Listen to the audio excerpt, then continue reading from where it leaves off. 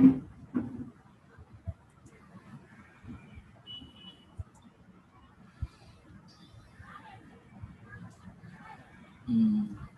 morning, student.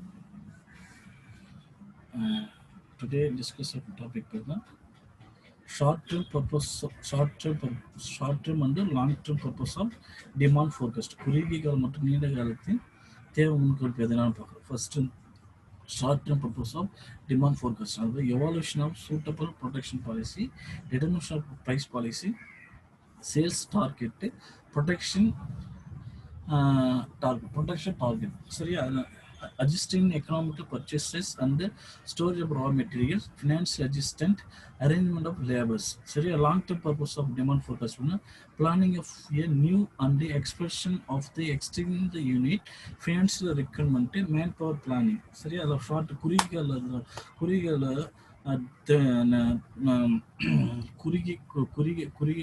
குறுகிய இந்த தேவை முன்கணிப்பு இது பார்த்தோன்னா அது evaluation of suitable protection policy. அது என்னன்னா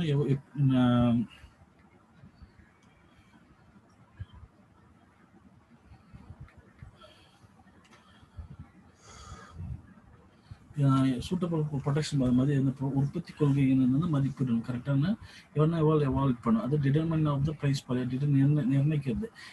விலை கொள்கை கரெக்டாக நிர்ணயிக்கணும். எப்படி எந்த மாதிரிலாம் இருக்குன்னா உற்பத்தி கொள்கை பார்த்தீங்கன்னா எப்படிலாம் மதிப்பிடும், எந்த மாதிரி இதெல்லாம் கரெக்டாக ஃபாலோ பண்ணணும். அதே மாதிரி ப்ரைஸ் கொள்கை விலை கொள்கையில் பார்த்தீங்கன்னா மதிப்பீடு ப்ராப்பராக இது நிர்ணயிக்கிறது கரெக்டாக இருக்கும். இது தான் விலை, இந்த ப்ரைஸ் தான் விற்கணும், இந்த தேவை இந்த ஷார்ட் பீரியட் தான் விற்கணும். சேல்ஸ் டார்கெட் இது வித்தின் இந்த 3 months ஷார்ட் டைமில் எந்த அளவுக்கு அச்சீவ் அடையணும் அண்டு நம்ம டார்கெட் இருக்கும். அது நெக்ஸ்ட் ப்ரொடெக்ஷன் டார்கெட். அதே மாதிரி சேல்ஸ் எந்த அளவு வருது அது மாதிரி ப்ரொடெக்ஷனும் டார்கெட் வைக்கணும். சரியா, ப்ரொடெக்ட் மட்டும் டார்கெட் வச்சுட்டு சேல்ஸ் டார்கெட் ஆகுது போயிட்டா என்ன ஆகுது, அப்புறம் நம்ம ஷார்ட் பீரியடில் ரொம்ப பிரச்சனையாகிடும். சரியா, இப்போ ப்ரொடக்ஷன் டார்கெட்டாக இருக்கணும்னா சேல்ஸ் அதிக அச்சீவ் பண்ணணும். சரியா, அடுத்து adjusting the economical purchases and storage of raw materials. சரியா, எக்கனாமிக்கல் பொருளாதார அச்சீவ் பண்ணுறதுக்கும் ரா மெட்டீரியல் ஸ்டோரேஜும் கரெக்டாக ப்ராப்பராக அட்ஜஸ்டிங் கரெக்டாக இருக்கும். ஏங்க ரெண்டும் கரெக்டாக தான் ரா மெட்டீரியல்ஸ் இருக்கிறது தான் ப்ரொடக்ஷன் டார்கெட் அச்சீவ் பண்ண முடியும். ப்ரொடக்ஷன் டார்கெட் அச்சீவ் பண்ணணும்னா சேல்ஸ் டார்கெட் இருந்தால் மட்டும் தான் ப்ரொடக்ஷன் அச்சீவ் பண்ண முடியும். சரியா, அதுக்கடுத்து ஃபினான்ஷியல் அட்ஜஸ்டன்ட் பார்த்தீங்கன்னா நிதி உதவிகளை இப்போ அட்ஜஸ்ட்மெண்ட் பண்ணால் கரெக்டாக அதுக்கு கரெக்டாக இருக்கணும். நிதி உதவி கரெக்டாக இருக்கணும், கரெக்டாக ப்ராப்பராக கிடைக்கணும். நிதி போகிறது கரெக்டாக ப்ராப்பராக இருக்கணும். அப்போ தான் இது எல்லாமே நம்ம அச்சீவ் ஷார்ட் பண்ண இருக்கணும். அரேஞ்ச்மெண்ட் ஆஃப் லேபர்ஸ் கரெக்டாக இருக்கும். அந்த லேபர்ஸ்லாம் கரெக்டாக இருந்தால் மட்டும்தான் அரேஞ்ச்மெண்ட் ப்ராப்பராக அந்த ஷார்ட் பீரியடில் இந்த மாதத்தில் இந்த டைமில் இந்த டேட்டில் இத்தனை டேஸ்க்கு இத்தனை ஹவர்ஸ்க்கு நீங்கள் லேபர்ஸ் தேவை, இத்தனை மணி நேரத்துக்கு இது லேபர்ஸ் தேவை. சரி, அதுக்கு இருந்தால் மட்டும்தான் ஃபினான்ஷியல் அட்ஜஸ்ட்மெண்ட் இருக்கணும். அதெல்லாம் எக்கனாமிக் பர்ச்சேஸ் ப்ரொடெக்ஷன் ஆகும், சேல்ஸ் டார்கெட் ஆகும். சரியா, இதெல்லாம் short term purpose of demand forecast. Next பார்த்தோம்னா long term purpose of demand forecast. நீண்ட கால தேவை முன்கணிப்பின் பார்த்தோம்னா planning of a new and the expression of the existing unit, the finance requirement, manpower planning requirement is finance planning new plan of the expression and extension. சரி, அதனால எப்படி new plan பண்ணி explain very அதை பற்றி நம்ம பார்க்கணும். அதே மாதிரி ஃபினான்ஷியல் தேவை என்னென்ன இருக்குது அதெல்லாம் நமக்கு ப்ராப்பராக தெரியும். மேன்பவர் பிளானிங், மேன்பவர் கண்டிப்பாக மனித கரெக்டாக திட்டம் எடுக்கணும். கரெக்டாக பிளானிங் கரெக்டாக இருக்கா, என்ன மாதிரி இருக்குது, எப்படி என்ன மாதிரி சுச்சுவேஷன் இருக்குன்றது நம்ம தெரிஞ்சு. ஃபினான்ஷியல் ரெக்ரூட்மெண்ட் தேவை என்ன செய்யலாம், நிதி தேவை கரெக்டாக நம்மளுக்கு தான் நீண்ட காலத்தில். ஏன்னா ஷார்ட் டைம்னா வித்தின் 3 months இவ்வளோ 6 months இவ்வளோ ரொட்டேஷன் ஆகலாம். லாங் டைம்னா 1 year 2 years லாங் டைம் இருக்கிறப்ப அந்த நீண்ட காலத்தில் ப்ராப்பராக நம்ம தேவைக்கு ஃபினான்ஷியல் பண்ணணும். சரியா, ரெக்கமெண்ட் தேவைப்படுறப்ப அவனால ஃபினான்ஷியல் பண்ண முடியுமா, அவனால பண்ணுவானுங்களா நம்ம கண்டிப்பாக நம்ம தெரிஞ்சுக்கணும்.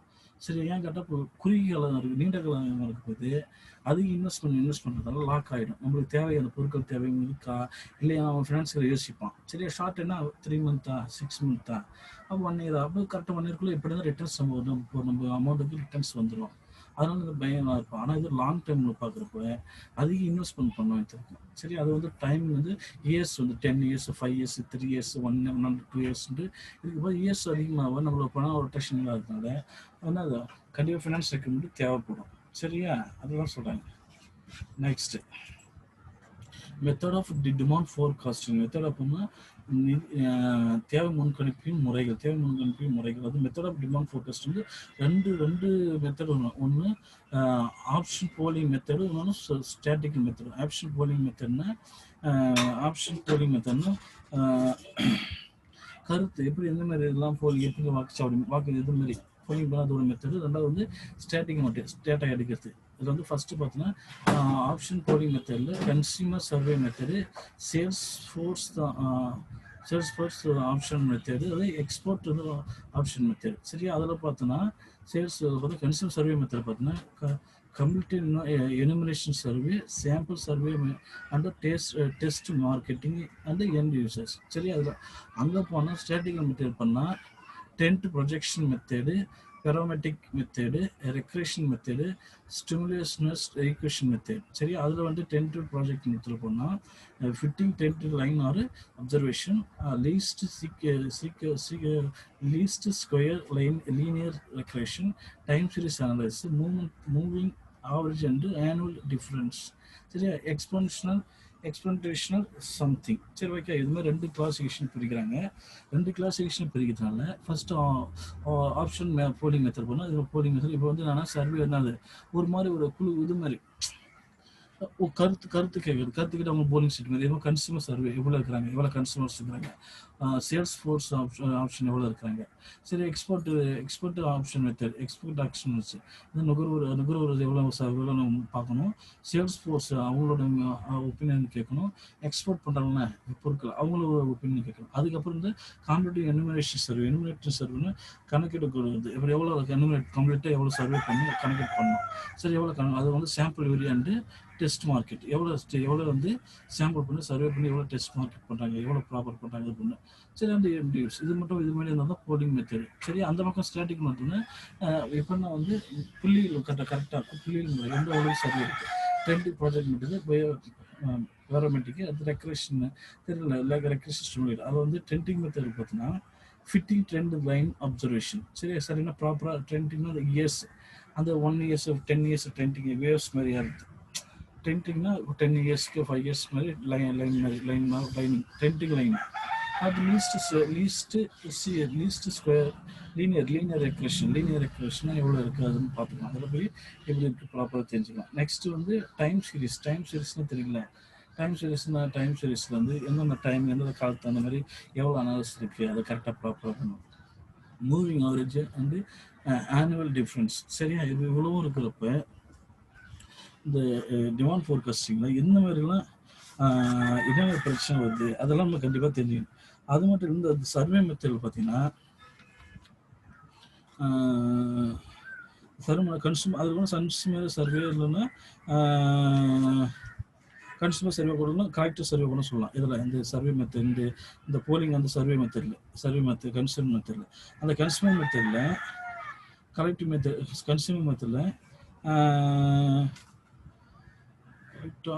Correct option static. இங்கே என்ன பார்க்கணும், ஸ்டாட்டிக் மெத்தட் வரும். ஸ்டாட்டிக் டென்ட் ப்ராஜெக்ட் சொல்லட்டுமா. trend project, trend project it is also called to secular or long term. It is the basic density of the output and the sales of firm to cover the decline over a period of time. சரியா, அப்படி சொல்லலாம். Regression, அதே regression பார்த்தீங்கன்னா it is theory of demand forecasting. Regression method is very frequently used. The method established the relation between quantity demand and one or more different the variable price or related costs. அது தொடர்புடைய விலை பொருட்கள், அது தொடர்புடைய விலை பொருட்கள் advertisement cost. சரியா, இப்போ அட்வர்டைஸ்மெண்ட் பண்ணுற ஒரு பொருளுக்கு அட்வர்டைஸ் பண்ணுறோம்னா அதனோட காஸ்ட்லாம் வந்து ரெக்ரேஷனாக அந்த கார்லேஷனில் சொல்லலாம். சரியா, அப்புறம் வந்து லீஸ்ட் ஸ்கொயர் சொல்கிறாங்களே, இட் இஸ் மேத்தமெட்டிக்கல். இது வந்து A + லீஸ்ட் ஸ்கொயர் மெத்தட்னா it is mathematical procedure of fitting a curve. It is a very simple and particular method which is provide the best of the according to the reasonable criteria. இது maths இது mathematical. இப்போ என்ன y = a + bx அந்த method வந்து use பண்ணி least square linear regression கண்டுபிடிக்கும். சரியா, அடுத்தது வந்து ஸ்டிமுலேட்டிவ் ஈக்குவேஷன் மெத்தட்னா this method is very much statistical method of the forecast. It is referred to the development of the completed model is expressing the behavior of all variable the decision the control. This above the indicate method the are only few the method of the available forecasting. சரியா next வந்து leading indicators methods அப்புறம் வந்து பொதுவாக பார்த்தீங்கன்னா இந்த static மெத்தடில் எப்பவுமே ஃபுல்லாகவே இந்த மேத்தமெட்டிக் யூஸ் பண்ணலாம். அப்புறம் டிமாண்ட் ஒன்று cost, direct cost, indirect cost அதுக்கப்புறம் ஃபாலோ பண்ணி எவ்வளோ ப்ராஃபிட் அடைகிறாங்க. சரியா, அது வந்து தெளிவாக தெரிஞ்சு அதை பற்றி தெளிவாக தெரியும். இது ஃபுல்லாக ஃபாலோ பண்ணால் டிமாண்ட் எந்த அளவுக்கு இருக்குது, எந்த அளவுக்கு டிமாண்ட் ஃபோர்காஸ்ட் எப்படி நம்ம நிர்ணயிக்க முடியும். அதன் மூலம் எவ்வளோ வந்து வருவாய் வருது, எவ்வளோ லாஸ் ஆகுது, எவ்வளோ ப்ராஃபிட் ஆகுது நம்ம தெரிஞ்சுக்க முடியும். சரியா, அதை தான் வந்து தெளிவாக சொல்கிறாங்க.